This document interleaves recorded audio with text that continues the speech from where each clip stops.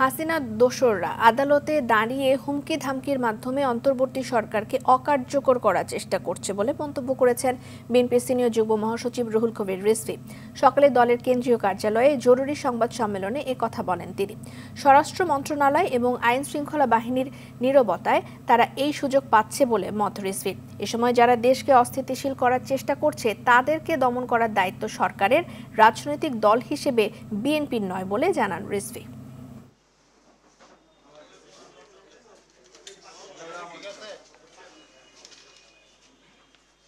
ভারতে পলাতক হাসিনা একের পর এক হুঙ্কার দিচ্ছে।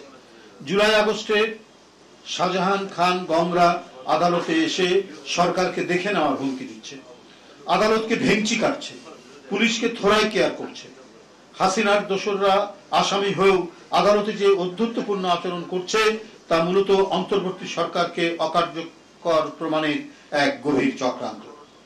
স্বরাষ্ট্র মন্ত্রণালয় ও পুলিশ প্রশাসন নীরবতায় তারা এমন আচরণ করছে।